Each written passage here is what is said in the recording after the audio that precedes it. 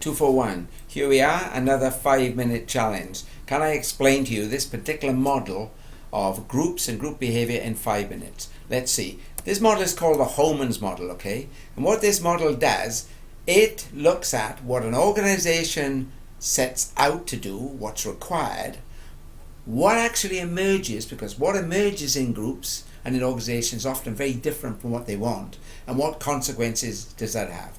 So there are these sort of factors that influence the required systems in organization, and these are made up of, for instance, the first set of factors, the background factors.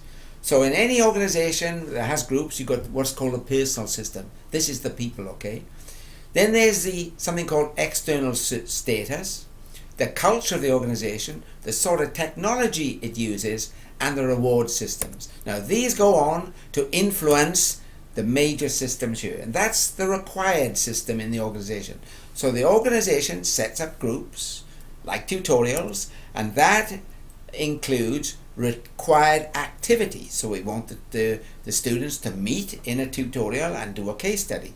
That involves interactions. It also involves them having required attitudes. We read the material before we come to the class. Now, this leads on to an emergent system. In other words, what's required in the group and what often happens is quite different. Now the question is why?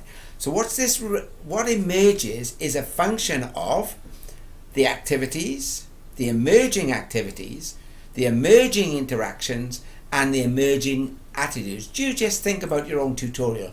You go to a tutorial, you've been to many, you're expected to do these things, but actually what starts to emerge in the tutorial is very different. Okay, let's see now where this leads us. So this leads to a set of consequences. Consequences for the individuals, consequences for the organization. Consequences in terms of the productivity of the tutorial, the satisfaction of the individuals, and the growth and development that they get. And often these now feed back, as you can see in this little model, to modify what happens. Just let's look at it a bit.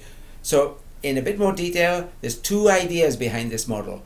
There's what's required and what actually comes out of it. Okay, now because people are social animals, what you often get is rarely what you plan for in a group. You get behavior, but it's not necessarily congruent with what you want. You get a system that influences group performance, which this may be positive or negative. Okay, what's required? What connects these together? Well, here we are again. So what connects what's required and what's emergent, or what modifies them, is the people in the system, the status, the people in the system, who they are, what they are, the age, the requirements, the education, the different people you meet in your tutorial. They change things.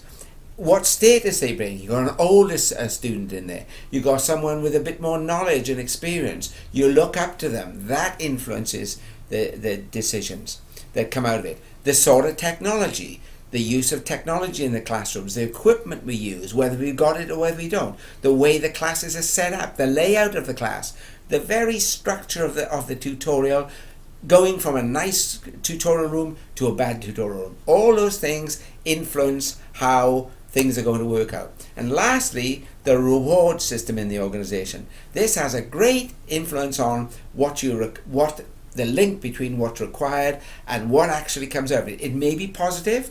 The rewards may make you actually want to pursue these things, or it may not. Okay. Last thing that's coming up now is what's the consequences.